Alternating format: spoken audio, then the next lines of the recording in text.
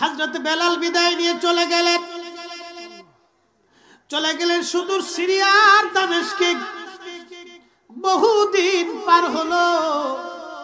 ইমাম তাকিউদ্দিন সুবকি রাহমাতুল্লাহি আলাইহি শিফাউস সাকামের মধ্যে লেখেন, শেখ আব্দুল হক মুহাদ্দিস দেহলভী মাদারিজুন নবুওয়াতের মধ্যে তিনি লিখতেছেন, আল্লাহর নবীজি স্বপ্নের ঘরে বেলালকে ডাকতে গেছে। বেলাল ঘুমায়। নবীজি ডাক দিয়ে বললেন, বেলাল রে, তুমি আমার সঙ্গে কেমন জুলুম শুরু করছো বেলাল? কতদিন হলো আমার জিয়ারতে তুমি কেন আসো না রে বেলাল? আয়, আমি নবীর জিয়ারতে আয়। এমন ভালোবাসা নবীর দিয়ে গেছে, আমার নবী ভালোবাসার টানে বেলাল রে ডাকতে গেছে, বেলাল আয়, আমি নবীর জিয়ারতে আই,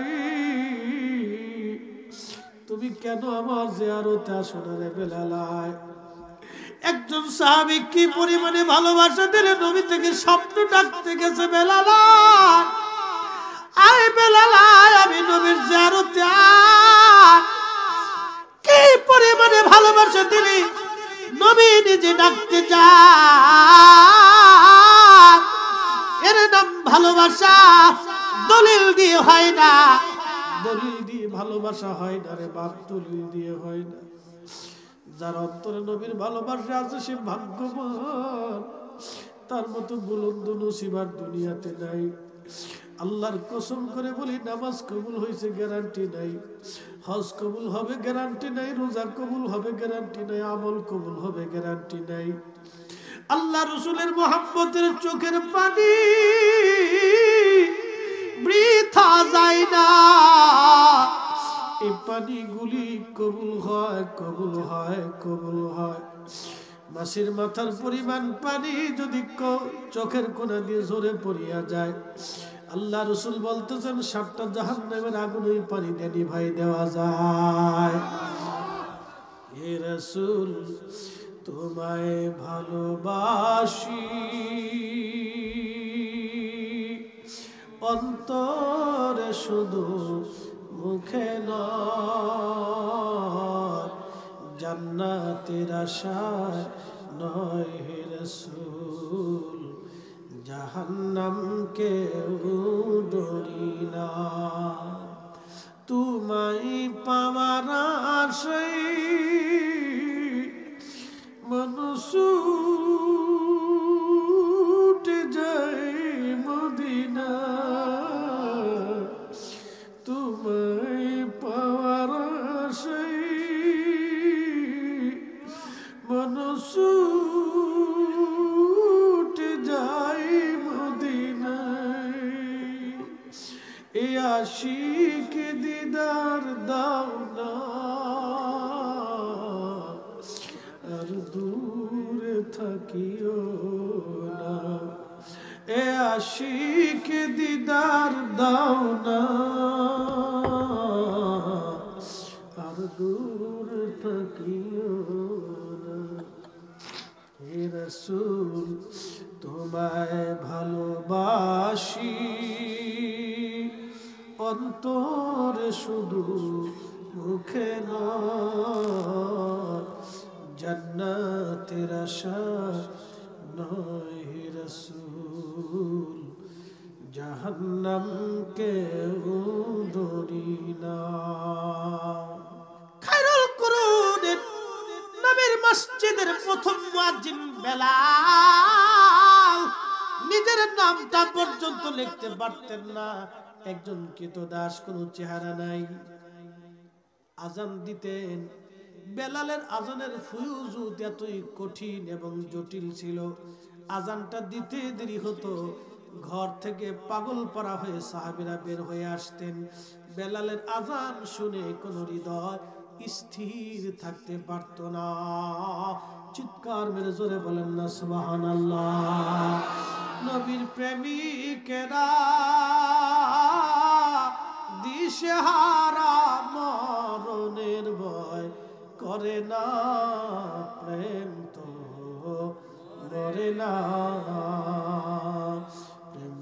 বলেছেন ওয়াসকুরুনি 32 দাঁত ভাঙলেন তিনিও নবী প্রেমে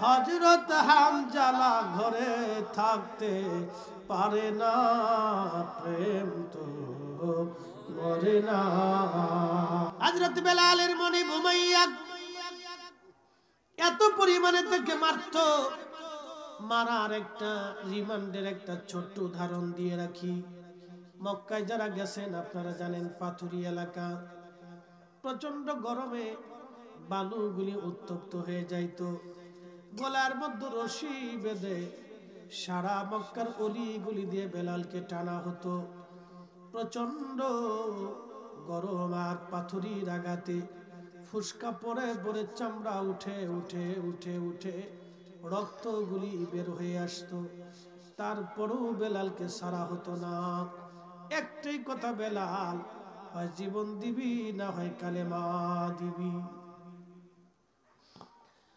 হযরত বেলাল একটা শব্দ শুধু বারবার বলতেন আহাদ আহাদ আল্লাহ এক আল্লাহ এক আল্লাহর কুরআন বলতেছে ওয়াবুদুল্লাহ ওয়া লা তুশরিকু বিহি শাইআ আমি আল্লাহর ইবাদত করবে আমি আল্লাহর সাথে কারো শিরিক করবে না শরীক করবে না আমি আল্লাহর সমকক্ষ কাউকে মনে করবে না আমি আল্লাহ আল্লাহ আমি আল্লাহকে আল্লাহ বলে তোমরা জানবে আমি আল্লাহ ছাড়া আর কারো ইবাদত হবে না আশিকে রাসূল হযরত বেলাল রাদিয়াল্লাহু তাআলা আনহু গলার মধ্যে রশি বেঁধে ওনাকে টানা হতো টেনে টেনে নিয়ে মরুভূমির মধ্যে নিয়ে যাওয়া হইতো মরুভূমির মধ্যে নিয়ে বেলালের হাত পা গুলি বেঁধে বুকের মধ্যে মস্ত বড় পাথর চাপা দিয়ে ওইভাবে রেখে চলে আসা হতো প্রচন্ড উত্তাপ প্রচন্ড রোদের কারণে হযরত বেলালের একেবারে অজ্ঞান হয়ে পড়ে যাইতো আবার হুঁশ ফিরে আসতো আবার আহাদ আহাদ বলে বেলাল কাঁদতেন প্রচন্ড লুহাওয়া ওই বালুগুলি গায়ের মধ্যে লেগে লেগে ফুসকা পড়ে পড়ে ঘাও হয়ে হয়ে বেলাল রাদিয়াল্লাহু তাআলা আনহু শরীরে ক্ষত হইতো ঘা হইতো কিন্তু কোনো ওষুধ তাকে দেয়া হতো না ওইভাবে তাকে রাখা হতো ওইভাবে তাকে চাবুক দিয়ে পিটানো হতো প্রচন্ড আঘাতে হযরত বেলালের পিঠের চামড়া খসে গেল গোশতগুলি পচে গেল আহা ওইভাবে জীবন বেলালের পার হতে লাগলো এত কঠিন এবং জটিল কষ্ট বেলালকে দেয়া হলো হযরত বেলাল এইভাবে দিনের পর দিন মাসের পর মাস যাইতে লাগলো অত্যাচার সহ্য করতে না পারে বেলাল মনিবকে বলল মনিব আমাকে হয় একবারে জানে মেরে ফেলে দেন না হয় আপনি আমাকে ছেড়ে দেন মনিব বলল বেলাল মুক্ত হতে পারি যদি কালেমা ছেড়ে দিস বেলাল বলল মনিব রে জীবনের সবটুকু দিয়ে দিব ঈমান আমি দেব না ঈমান আমি দেব না চিৎকার মেরে জোরে বলেন না ইয়া রাসূলুল্লাহ হে রাসূল তোমায় ভালোবাসি অন্তরে শুধু মুখে নয় জান্নাতের আশায় নয় হে রাসূল জাহান্নামকে ডরি না তোমায় পাওয়ার আশায় মন ছুটে যায় মদিনায় তোমায় পাওয়ার আশায় মন ছুটে যায় মদিনায় এ আশিক দিদার দাও না আর দূরে থাকিও না এ আশিক দিদার দাও না, আর দূরে থাকিও না। হে রাসূল তোমায় ভালোবাসি,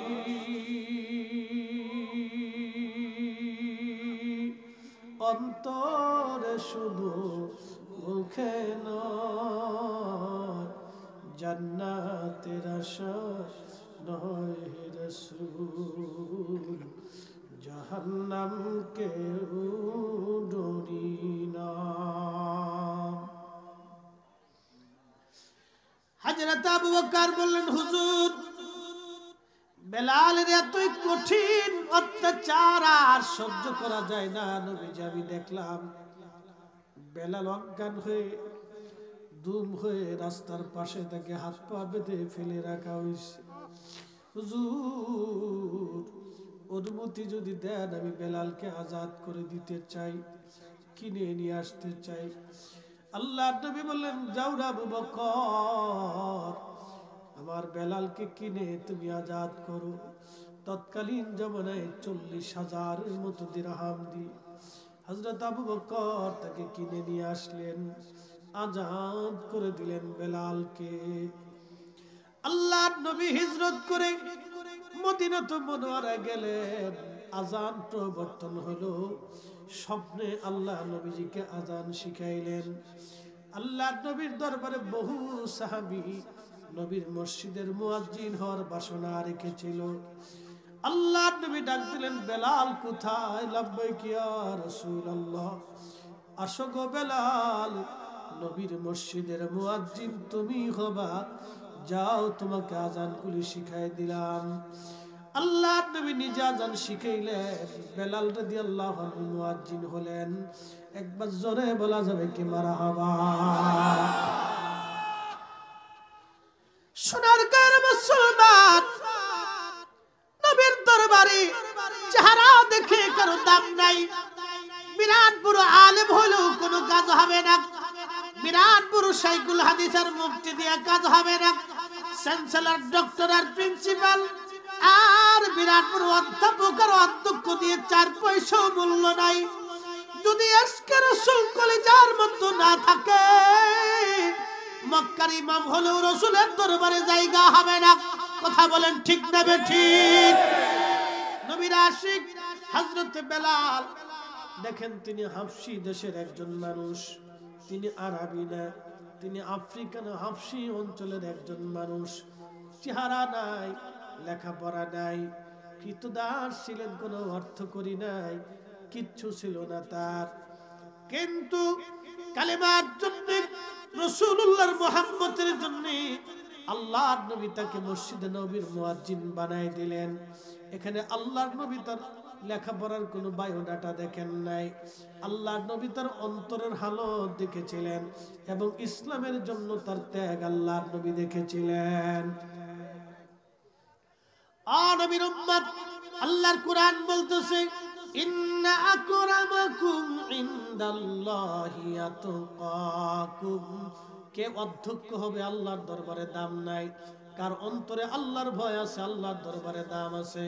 রিকশাওয়ালা হলেও সে ওলি হয়ে যাবে, দিন মজুর হলে ওলি হয়ে যাবে, এবং সে সাধারণ ব্যক্তি হলে ওলি হয়ে যাবে যদি অন্তরে আল্লাহর ভয় থাকে। আর অন্তরে যদি আল্লাহর ভয় না থাকে, অনেক বড় শাইখুল হাদিস হলেও কাজ হবে না। কথা বলেন ঠিক না বেঠে? অন্তরে যদি তাকওয়া না থাকে, বিরাট বড় ইউনিভার্সিটির চ্যান্সেলর হলেও আল্লাহর দরবারে দাম নাই। কিয়ামতের মাঠে, কঠিন হাসরের মাঠে একদল মানুষ হবে সম্মানিত আর একদল মানুষ হবে অপমানিত। দুনিয়াতে বহু মানুষ সম্মানিত ছিল, কিয়ামতের ময়দানে তারা অপমানিত হবে। দুনিয়াতে বহু মানুষ অসম্মানিত, সমাজে তার মূল্য নাই, রাষ্ট্রীয় অফিসে তার মূল্য নাই, বেসরকারি সংস্থায় তার কোনো দাম নাই, হাটে বাজারে তার মূল্য নাই, মসজিদের মিম্বরে তার কোনো দাম নাই। কিন্তু এই লোকটা আল্লাহর দরবারে কবুল হইয়া কিয়ামতের ময়দানে সে হবে সম্মানিত। কিন্তু সমাজে যে ব্যক্তি ছিল সম্মানিত, কিয়ামতের ময়দানে সে হবে অপমানিত। এই কথাটা সারা জীবন অন্তরে, সারা জীবন রাখবেন চেহারা দেখে, লেখাপড়া দেখে আর কণ্ঠ দেখে। যদি রাসূলের দরবারে দাম হইতো তাহলে বেলাল কোনদিন মুয়াজ্জিন হতে পারতো না। ওয়াসাল কারনির 4 পয়সা মূল্য ছিল না। হযরতে আবু যর গিফারির ছিল না। আল্লাহর দপ্তরে সমস্ত মানুষের এক আনাও দাম ছিল না। সেই দিন আবু জাহেলের দাম হতো, উতবা সাইবা ওয়ালিদ মুগিরার দাম হতো, আবু সুফিয়ানের দাম হতো, কিন্তু আল্লাহর রাসূলের দপ্তরে তার দাম হয়ে গেল। যার অন্তরে তাকওয়া বেশি, রাসূলুল্লাহর মহব্বত বেশি ছিল, আল্লাহর নবীর দরবারে তারই মর্যাদা হয়ে গেল, জান্নাতে তারই দাম হয়ে যাবে, কিয়ামতের ময়দানে তারই রাসূলের কাছে থাকবে, আরশে মুআল্লার নিচে জায়গা হয়ে যাবে। ঠিক না? শুনে রাখেন, চেহারা দেখে আল্লাহ বিচার করবে না। দুনিয়াতে বহু সম্মানিত ব্যক্তি কিয়ামতের ময়দানে অসম্মানিত হবে, কিন্তু দুনিয়ার বহু অসম্মানিত ব্যক্তি কিয়ামতের ময়দানে অনেক সম্মানিত হয়ে যাবে। আল্লাহ আমাদেরকে কিয়ামতের মাঠে সম্মানিত হতেই হবে। হযরতে বেলাল নবী পাকের মসজিদের মুয়াজ্জিন, কত বড় দামি মুয়াজ্জিন দেখেন। আল্লাহর নবীর মতো ইমাম পৃথিবীতে কোনোদিন আর হবে না, কোনোদিন আর ছিল না। সাহাবীদের মতো মুসল্লি দুনিয়াতে কখনো ছিল না, আর কখনো সাহাবীদের মতো মুসল্লি হবে না। কথা ঠিক কি না? নবীর মতো মসজিদ, নবীর জামানার মতো খায়রুল কুরুন আর কোনোদিন হবে না। খায়রুল কুরুনি সুম্মাল্লাযীনা ইয়ালুনাহুম সুম্মাল্লাযীনা ইয়ালুনাহুম। আল্লাহর নবী বললেন, আমার জামানা অনেক উত্তম জামানা, আমার পরে সাহাবী তাবিদের জামানা উত্তম জামানা, তারপরে তাবে তাবিনদের জামানা উত্তম জামানা। এই জামানার পরে যা আসবে শুধু ফিতনা আর ফিতনা, ফিতনা আর ফিতনা, শুধু ফিতনা আর ফিতনা, ফিতনা আর ফিতনা। খায়রুল কুরুনের নবীর মসজিদের প্রথম মুয়াজ্জিন বেলাল নিজের নামটা পর্যন্ত লিখতে পারতেন না। একজন কৃতদাস, কোনো চেহারা নাই। আজান দিতেন, বেলালের আজানের ফুয়ুজুত এতই কঠিন এবং জটিল ছিল, আজানটা দিতে দেরি হতো। ঘর থেকে পাগল পারা হয়ে সাহাবীরা বের হয়ে আসতেন। বেলালের আজান শুনে কোন হৃদয় স্থির থাকতে পারত না। চিৎকার মেরে জোরে বলেন না সুবহানাল্লাহ। নবীর প্রেমিকেরা দিশেহারা, মরণের ভয় করে না, প্রেম তো মরে না। প্রেম করেছেন ওয়াসকুরুনি, 32 দাঁত ভাঙলেন তিনিও। নবী প্রেমে হযরত হামজালা ঘরে থাকতে পারে না, প্রেম তো মরে না। আল্লাহুম্মা সাল্লি আলা সাইয়্যিদিনা মুহাম্মাদ ওয়া আলা আলি সাইয়্যিদিনা মাওলানা মুহাম্মদ। প্রিয় মুসলমান আমার, সোনারগাঁওবাসী, আজান দিতে দিতে দিতে দিতে বহুদিন পার হয়ে গেল। বেলালের জীবন 23 বছরের জীবন পার হলো। চিন্তা করেন তো, নবী প্রেমে উস্তুনে হান্নানার মতো মরাকার জিন্দা হয়ে গেল। একটা মরাকার যদি নবী প্রেমে জিন্দা হয়, তাহলে সাহাবীদের কলিজা কি পরিমাণে জিন্দা হয়েছিল। আহা, কি পরিমাণে তারা নবীকে ভালোবাসতো, এত পরিমাণে ভালোবাসতো। আল্লাহর নবী ওযু করতেন, ওযুর পানিগুলি জমিনে পড়তে দিতেন না। অবশিষ্ট পানি পাত্রের মধ্যে থাকলে ওই পানিগুলি নিয়ে সাহাবীরা কারাকারি করত, এতই ভালোবাসতেন। নবীজি থুতু নিক্ষেপ করলে সাহাবীরা ওই থুতুগুলি মাটির ভিতর থেকে উঠিয়ে এনে মুখের মধ্যে মাখতেন। হলো না? আরো জোরে আজকের যারা শিরকের ব্যাখ্যা দেয়, রাসূলের মহব্বতের কথা বললে, ইয়া নবী সালামু আলাইকা বললে দাঁড়াইলে ওরা দলিল চায়, ওরা দলিল খুঁজে। ওরা যদি ওই সময় জিন্দা থাকতো তাহলে সাহাবীদেরকে বেদাতি বলে ফেলতো। যে সাহাবীরা নবীজির থুতু মুবারক নিয়ে মুখের মধ্যে মাখতো, আল্লাহু আকবার, আমি কি করে আপনাকে বুঝাবো? সাহাবীরা নবীজির ডানে সামনে দিয়ে হাঁটতো না, ডরে যদি বেয়াদবি হয়। আল্লাহর নবী রাসূল করিমের সামনে কথা বলতো না, জোরে যদি বেয়াদবি হয়। সেই সাহাবীরা এত পরিমাণে রাসূলকে ভালোবাসতো, জীবনের সব কিছু জার করে দিয়ে সাহাবীরা ভালোবাসতো। আমি সেই নবীর সাহাবীদের কথা বলতেছি। তার মধ্যে একজন সাহাবী, তার নাম বেলাল। হাই হাই, এত পরিমাণে ভালোবাসলেন নবীকে। আল্লাহর নবীর ইন্তেকালের সময় ঘনিয়ে গেল।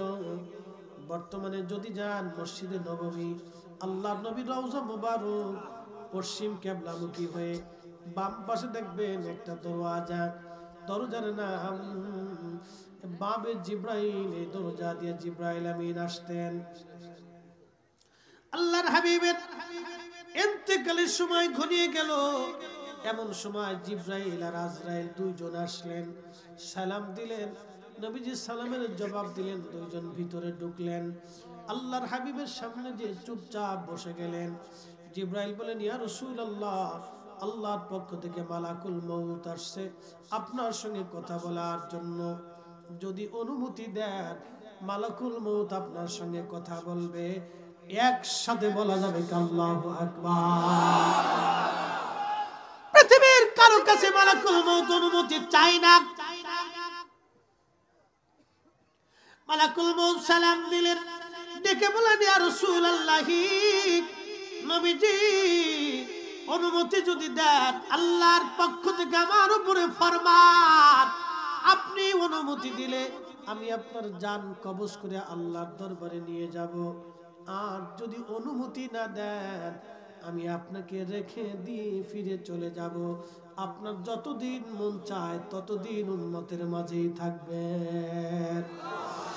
আল্লাহর কুরআন বলল, ওয়ালা ইউআখিরাল্লাহু নাফসান ইযা জাআ আজালুহা।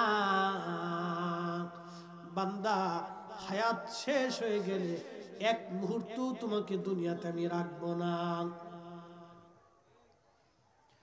আর একবার চলে গেলে দুনিয়াতে আর আসতেও পারবা না। আল্লাহর আইন আমাদের জন্য একরকম, আমার রাসূলের জন্য আর এক রকম। একসাথে বলবেন আল্লাহু আকবার। আমাদের মৃত্যুর আইনটা আল্লাহ আমাদের জন্য একরকম। এক সেকেন্ডও দেরি হবে না, মরণ আসলে এক সেকেন্ডও দেরি হবে না, এক সেকেন্ডও দেরি হবে না। দুনিয়াতে থাকার কোনো রাস্তা নাই, কখনোই নাই, কারোই ছিল না, কারো হবে না। কিন্তু আজরাইল বলে, হুজুর অনুমতি যদি আপনি দেন আমি জান কবজ করে নিয়ে যাব, আর অনুমতি না দিলে আমি ফিরে চলে যাব। আপনার যতদিন মন চায় ততদিন আপনি দুনিয়াতে থাকবেন। তার মানে আমার নবীর হায়াত ছিল নবীর ইচ্ছার উপরে। ওই নবীর সম্মান আর তাজিম নিয়ে যারা দলিল তালাশ করে, সব কয়টাই বুকার দল, বলদের দল, কানার দল। কথা কোন ঠিক কিনা? আল্লাহু আকবার। আল্লাহ তার রাসূলকে এত পরিমাণে সম্মান দিয়েছিলেন, এত পরিমাণে ইজ্জত আল্লাহ দিয়েছিলেন, আমি ভাষায় প্রকাশ করার মতো না। আজরাইল বলতেছে, হুজুর আপনার আগে এবং আপনার পরে এই সম্মানের অধিকারী আর কারো নসিব হবে না। ও নবী আমার, আপনার হুকুমের অপেক্ষায় আমি আজরাইল। আল্লাহর নবী ডাক দিলেন, জিব্রাইল আল্লাহর আইন কি রকম? জিব্রাইল বলে, হ্যাঁ ইয়া রাসূলুল্লাহ, আল্লাহর বিধান এরকম, আপনি অনুমতি দিলে আপনাকে নিয়ে যাব, অনুমতি না দিলে আমরা ফিরে চলে যাব। আপনার যতদিন মন চায় আপনি ততদিন থাকবেন। তবে ইয়া রাসূলুল্লাহ আপনার মাশউক আপনার আল্লাহ আপনার দিদারে আগ্রহী হয়ে আছে। না না হয় না, আরো জোরে বলেন একসাথে জোরে বলেন না ইয়া রাসূলুল্লাহ। আল্লাহর দিদারে, আল্লাহর হাবিবের দিদারে আল্লাহ আগ্রহী। হুজুর আপনার দিদারে আপনার মালিক আগ্রহী হয়ে আছে। আল্লাহ চায় আপনি আল্লাহর কাছে চলে যান। আল্লাহ আপনার দিদারে বড় আগ্রহী। একসাথে জোরে বলেন আল্লাহু আকবার। হাত উঁচু করে বলেন না ইয়া রাসূলুল্লাহ। ওই নবী তাজিম করার জন্য দলিলের দরকার নাই, নবী নিজেই তো দলিল ওয়ালা। কথা বলেন ঠিক না ঠিক? নবী নিজেই দলিল ওয়ালা, দলিল ওয়ালা, ইজ্জত ওয়ালা, দলিল ওয়ালা, ঈমান ওয়ালা, ইজ্জত ওয়ালা। ওই নবী তাজিমের জন্য দলিলের দরকার নাই। ওই নবীর তাজিমের জন্য যারা দলিল চায় ওরাই শয়তানের দালাল। সাচ্চে মুসলমান তারা নামে মুসলমান। ইমানদারের ইমান নিয়ে করছে যারা খেলা, ওরাই তো আসলে এজিদেরই চেলা। দাড়ি টুপি পাগড়ি আছে দেখতে মাওলানা, ভিতরে নাই নবী প্রেম ইয়াজিদে ভরা। কারণ অন্তরে যদি বিন্দু মাত্র রাসূলুল্লাহর মহব্বত থাকে তাহলে সে আল্লাহর নবীর চুল পরিমাণ সম্মানহানি সহ্য করতে পারে না। সোনারগাঁর মুসলমান কথাগুলি বুঝে যাবে না। আল্লাহর নবী ডাক দিয়ে বলেন জিবরাইল তাহলে আর দেরি না, তুমি আমাকে নিয়ে চলো। আমি আমার মাশউক আমার মাওলার দিদারে চলে যেতে চাই। আমার মালিক আমার আল্লাহ আমার দিদারে আগ্রহী, তাহলে আর থাকার সুযোগ নাই। আমাকে নিয়ে চলো, আমি আর একটু সময় দুনিয়াতে থাকতে চাই না। আজরাইল আর জিবরাইল আল্লাহর নবীজির জান কবজ করে মহা সম্মানের সাথে নিয়ে চলে গেল। পৃথিবী অন্ধকারে নিমজ্জিত হলো। সাহাবীরা কেঁদে কেঁদে হয়রান হয়ে গেল। কোন কোন সাহাবী বেহুশ হয়ে গেল। বেলাল আজান বন্ধ করে দিল। হযরত ওমর তলোয়ার টেনে বের করে কয়, ও মদিনাবাসী, যদি বলো রসুল মরে গেছে তার কল্লা কেটে ফেলবো। আমার রসুল মরে নাই, আমার নবী যায় নাই। হযরত ওমরের মতো মানুষ বেহুশের মতো হয়ে গেছে, পাগল পড়ার মতো হয়ে গেছে। বেলাল রাদিয়াল্লাহু আনহু স্তব্ধ হয়ে গেলেন, আর আজান দেন নাই তিনি। কিতাবের মধ্যে আসে সব সিরাতবিদ লেখছেন নবীর ইন্তেকালের পরে বেলাল কোনদিন নবীর মসজিদে আজান দেন নাই। আহা, এমন পাগল পারা হয়ে গেলেন। আপনারা জানেন সন্তান যদি মারা যায় মা সন্তানের বিছানা দেখে দেখে কাঁদে। সন্তান যদি মারা যায় মা সন্তানের কবর দেখে দেখে কান্দে। দেখবেন সবাই যখন ঘরের মধ্যে ঘুমায় মা কবরের দিকে তাকায়, দূরে বসে বসে মা কাঁদতে থাকে। কারণ মা কলিজা দিয়ে সন্তানকে ভালোবাসি। 6 মাস 1 বছর পরেও মা সন্তানের কবরের দিকে তাকায় তাকায় কান্দে, আমার খোকা এখানে ঘুমায়, আমার খোকা ঘুমায়। খোকার জামা দেখে সন্তান কাঁদে, খোকার পরার টেবিল দেখে মা কান্দে, খোকার জামা দেখে ধরে ধরে মা কাঁদতে থাকে। আমার খোকা ওই কবরে ঘুমায়, মা কান্দে। বেলাল এতই প্রেম রাসূলের কলিজার ভিতরে ছিল, মদিনার দৃশ্যগুলি দেখে বেলালের আর সহ্য হয় নাই। হায় হায়, নবী রওজা শরীফ দেখলে বেলাল কেঁদে কেঁদে হয়রান হয়ে যাইত। মিম্বার শরীফ দেখলে বেলাল সহ্য করতে পারত না। নবীর হুজরা মোবারকের দিকে তাকাইলে বেলাল আর সহ্য করতে পারতো না। আবু বকরকে বলল, আবু বকর বিদায় দাও, আর মদিনায় থাকা আমার পক্ষে সম্ভব না। আবু বকর বলল, বেলাল কেন থাকবা না? বলে যে আবু বকর রে, এই মদিনা আমার আর সহ্য হয় না। বেলাল রে, তুই কি নবীরে ভালোবাসিস? আমি আবু বকর কি নবীরে ভালোবাসি না? বলে আবু বকর রে, তোমরাও ভালোবাসো নবীজির সুন্দর নবীজির দৃশ্যগুলি দেখলে, স্মৃতিগুলি দেখলে তোমরা সহ্য করতে পারো, কিন্তু আমি বেলাল যখন রওজা শরীফের দিকে তাকাই আমার কলিজা ফেটে আসে, আমি সহ্য করতে পারি না। আপনি দেখবেন কত হাজি মদিনাতুল মুনাওয়ারায় যখন যায়, সবুজ মিনারার দিকে নজর পড়ার সঙ্গে সঙ্গে হাজি ফেল ফেল ফেল ফেল করে কেঁদে ফেলে। রওজা শরীফ দেখলে হাজি আর সহ্য করতে পারে না, চোখের পানি ফেলে ফেলে কাঁদতে থাকে। আমি দেখছি অনেক হাজি রওজা শরীফ থেকে বিদায় নেওয়ার সময় পাগলের মতো কাঁদতে থাকে, সহ্য করতে পারে না। রাসূল কারীমের রওজা শরীফ থেকে বিদায় নিয়ে আসবে, হাজির কলিজা আর সহ্য হয় না। এই হাজিরা কলিজা দিয়ে নবীরে ভালোবাসি। আবার বহু হাজি দেখছি রওজা দেখে সালাম দেয়, কোনো অনুভূতি নাই, কিন্তু আবার বহু হাজি চোখের পানি ছেড়ে ছেড়ে কাঁদতে থাকে, সে স্থির থাকতে পারে না। বাবা, ভালোবাসা দলিল দেওয়া হয় না, ভালোবাসা জোর করে হয় না, ভালোবাসা ঝগড়া করে হয় না, ভালোবাসা বহস করে হয় না, নবীর মোহাব্বত দলিল দেওয়া হয় না, নবীর মোহাব্বত ঝগড়া করে হয় না, নবীর মোহাব্বত বহস করে হয় না। যাকে আল্লাহ ভালোবাসে, যাকে রাসূলুল্লাহ কবুল করে, তার কলিজার ভিতরে রাসূলুল্লাহর মোহাব্বত চলে আসে। কথা কন ঠিক কিনা? হযরত বেলাল বিদায় নিয়ে চলে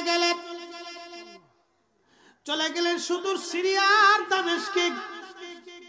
বহুদিন পার হলো। ইমাম তাকিউদ্দিন সুবকি রাহমাতুল্লাহি আলাইহি শিফাউস সাকামের মধ্যে লেখেন, শেখ আব্দুল হক মুহাদ্দিস দেহলভী মাদারিজুন নবুওয়াতের মধ্যে তিনি লিখতেছেন, আল্লাহর নবীজি স্বপ্নের ঘরে বেলালকে ডাকতে গেছে। বেলাল ঘুমায়, নবীজি ডাক দিয়ে বললেন, বেলাল রে, তুমি আমার সঙ্গে কেমন জুলুম শুরু করছো বেলাল? কতদিন হলো আমার জিয়ারতে তুমি কেন আসো না রে বেলাল? আয়, আমি নবীর জিয়ারতে আয়। এমন ভালোবাসা নবীর দিয়ে গেছে, আমার নবী ভালোবাসার টানে বেলাল রে ডাকতে গেছে, বেলাল আয়, আমি নবীর জিয়ারতে আই, তুমি কেন আমার জিয়ারতে আসো না রে বেলাল আয়।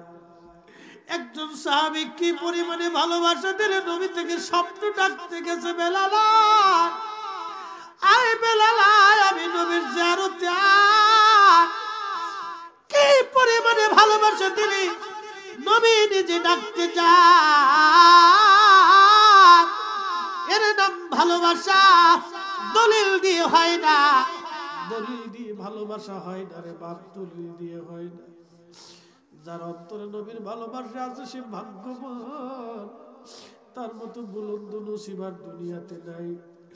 আল্লাহর কসম করে বলি, নামাজ কবুল হয়েছে গ্যারান্টি নাই, হজ কবুল হবে গ্যারান্টি নাই, রোজা কবুল হবে গ্যারান্টি নাই, আমল কবুল হবে গ্যারান্টি নাই।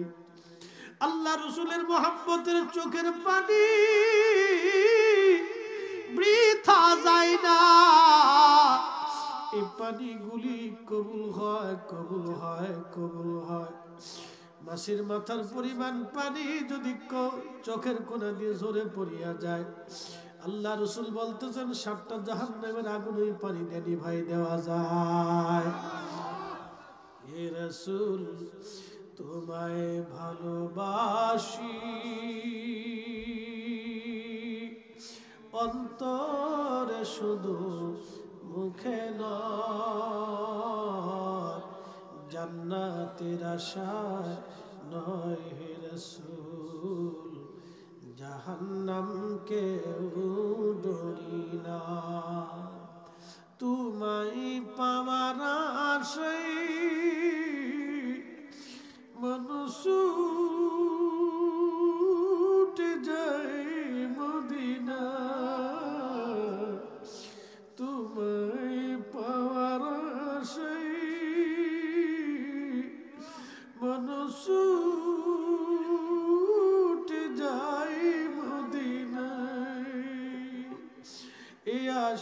আশিক দিদার দাও না আর দূরে থাকিও না এ আশিক দিদার দাও না আর দূরে থাকিও না হে রাসূল তোমায় ভালোবাসি অন্তরে শুধু মুখে নয় জান্নাতের আশা নয় হে রাসূল জাহান্নামকে ধরি না আল্লাহর হাবিব বলেন মান রাআনি ফিল মানামি ফাকাদ রাআল হক রাওয়াহুল বুখারী যে আমার স্বপ্ন দেখলো সে বাস্তবেই আমি নবী দেখলো আমি নবী নিজে আসছি রে ছবি আসি নাই আমি নবী নিজে আসছি নবী স্বপ্ন দেখা দিয়েছে বাস্তব নবী নিজে আসে নবী সরাসরি আসে নবী উম্মতের সঙ্গে স্বপ্নে কথা বলে যায় চিৎকার মেরে জোরে বলেন আল্লাহু আকবার এর অর্থ হচ্ছে নবীর জায়গায় নবী আছে উম্মতের চোখের জায়গায় চোখ নাই নবী আসে 1450 বছর ধরে নবী উম্মতের মাঝে আছে উম্মত চোখে দেখে না উম্মতের চোখের দোষ যারা বলে নবী আসে না নবী দেখতে পারে না নবীর ক্ষমতা নাই সব ঈমানওয়ালা কানা ওরা কখনো সুন্নি মুসলমান হতে পারে না কথা কম ঠিক কিনা আল্লাহর নবী স্বপ্নে আসলেন বেলাল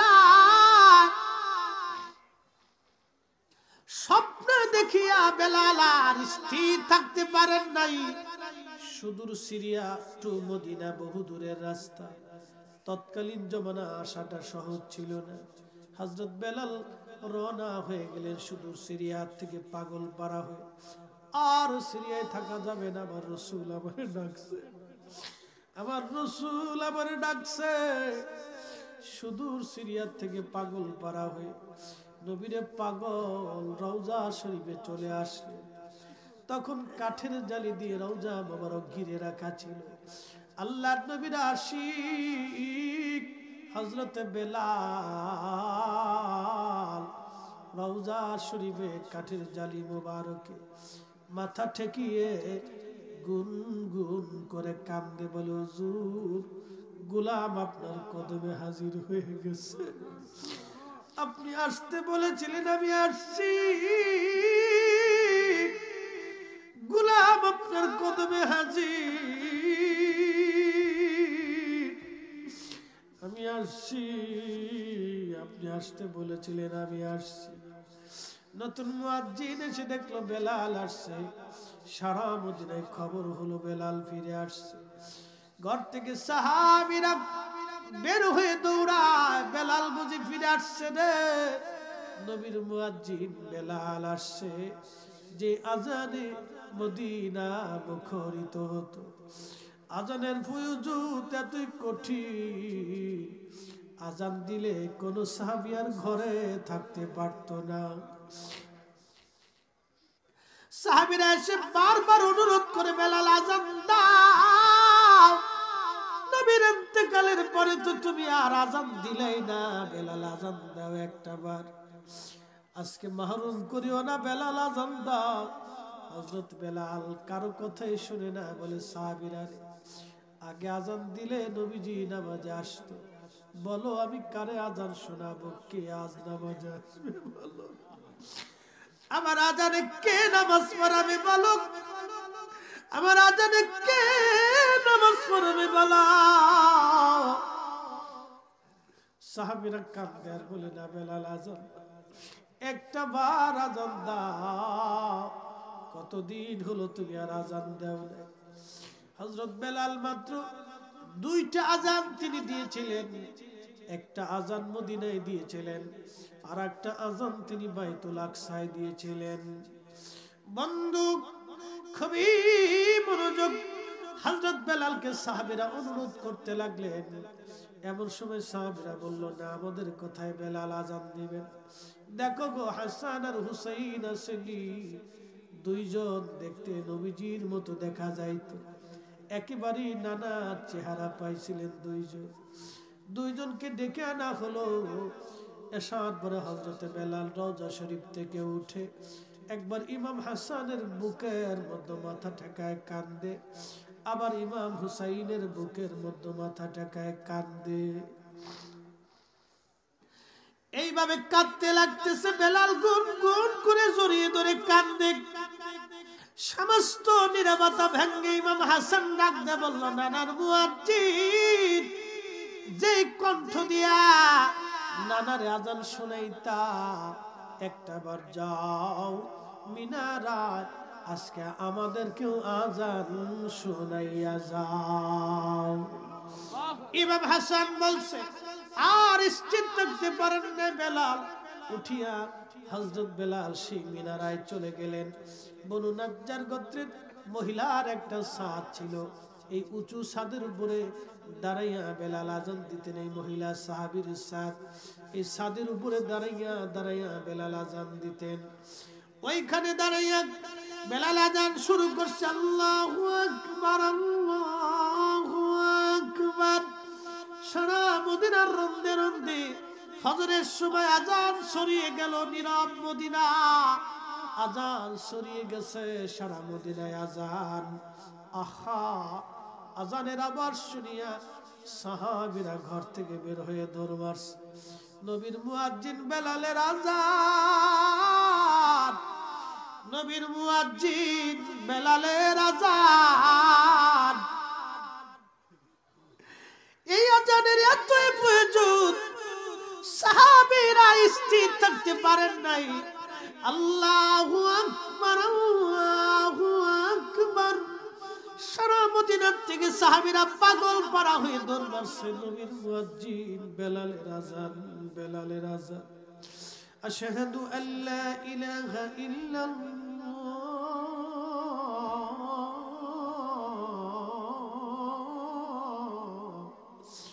বেলালের আজান শুনিয়া মহিলারা বাচ্চা কাচ্চা নিয়ে ঘর থেকে বের হয়ে দৌড় মারছে। একটা আওয়াজ সারা মদিনায় ছড়ায় গেল, নবী বুঝি ফিরে আসছে রে, নবী বুঝি ফিরে আসছে। ইমাম তাকিউদ্দিন সুবকি তার শিফাউস সাকামের মধ্যে লেখেন, সারা মদিনার মধ্যে রব এসে গেল, নবী বুঝি ফিরে আসছে রে, নবী বুঝি ফিরে আসছে রে, নবী বুঝি ফিরে আসছে, নবী বুঝি ফিরে আসছে। আহা, মদিনার এমন কোন সাহাবী নাই গুন গুন করে না কাঁদতেছে। মহিলারা কাঁদে, ছোট ছোট বাচ্চারা পর্যন্ত কান্না শুরু করে দিয়েছে। সারা মদিনার ভিতরে কান্নার রোল পড়ে গেল। প্রিয় নবীর ইন্তেকালের পরে আজকের তাহাজ্জুদের সময় ফজর রক্তে মদিনার মানুষের কান্না বন্ধ হয় না, এতই কঠিন। বেলালের আজানের ফয়াজ এতই মজবুত, কান্নার বন্ধ হয় না। বেলাল যখন আজান দিল, আশহাদু আন্না মুহাম্মাদার রাসূলুল্লাহ,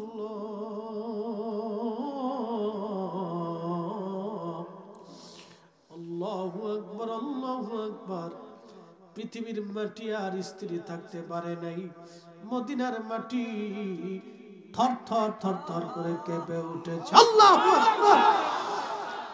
পৃথিবীর কারো আজানে কোনদিন মাটি কাঁপে নাই, জমিন কাঁপে নাই।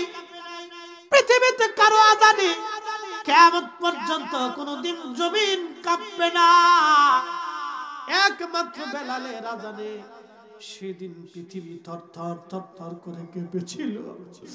রাসূল প্রেম জমিন পর্যন্ত স্থির থাকতে পারে নাই। নবী প্রেমের এতই কঠিন ফয়েজ, বেলালের আজানের এতই জটিল ভালোবাসা, ওই আজানে এতই ভালোবাসা। আশহাদু আন্না মুহাম্মাদার রাসূলুল্লাহ,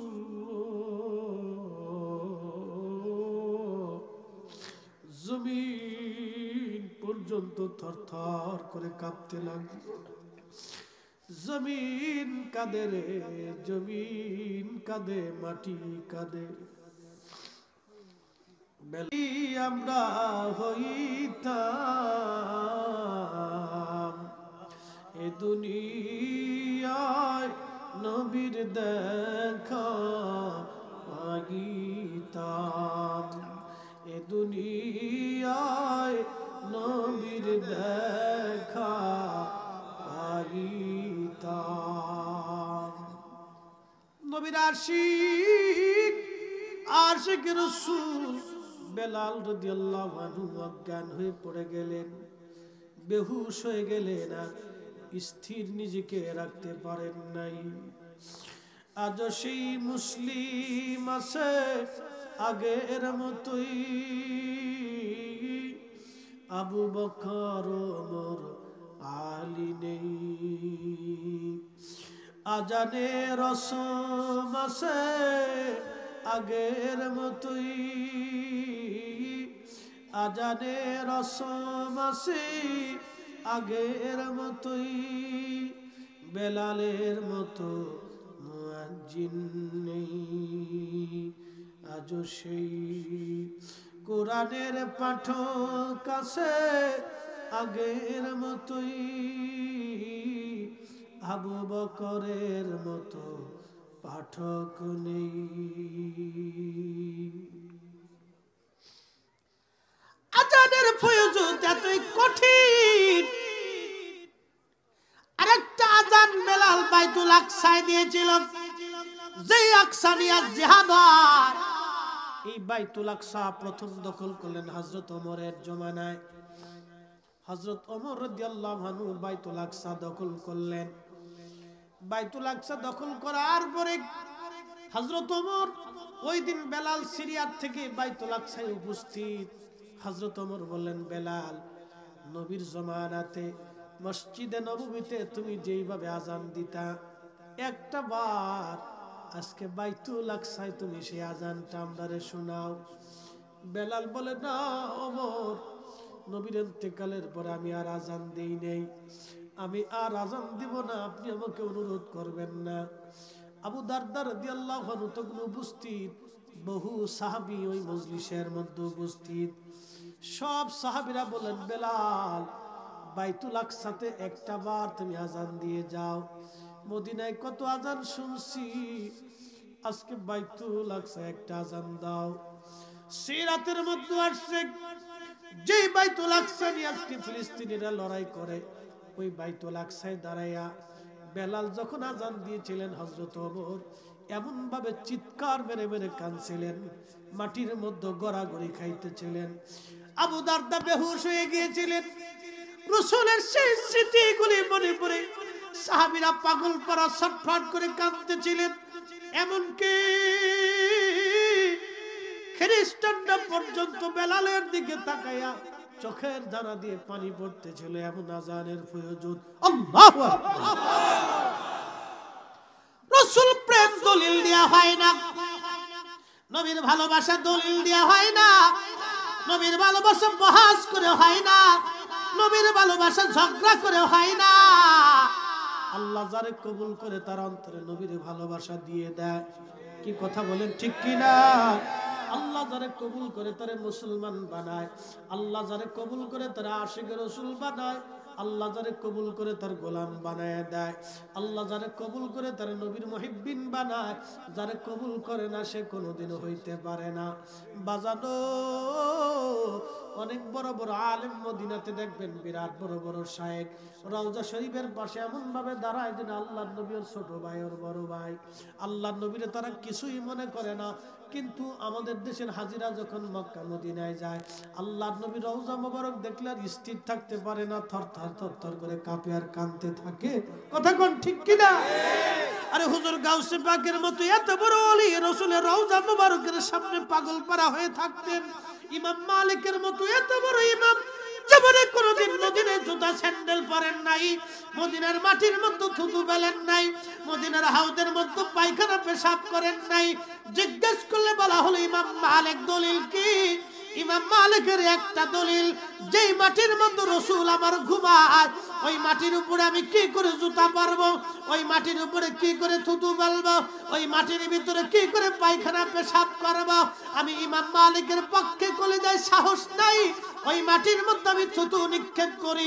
যেই মাটির মধ্যে নবী ঘুমায় 80 বছরের জীবনে জুতা পরেন নাই, পায়ে মধ্যে ফুসকা পড়লো, হামাগুড়ি গুড়ি দিয়ে দিয়ে হাঁটলেন, আপনার হামাগুড়ি গিরার মধ্যে ফুসকা পরে বলো গড়িয়ে গড়িয়ে হাঁটলেন ইমাম মালিক, গড়িয়ে গড়িয়ে মদিনায় চললেন, তারপরেও জুতা পরেন নাই।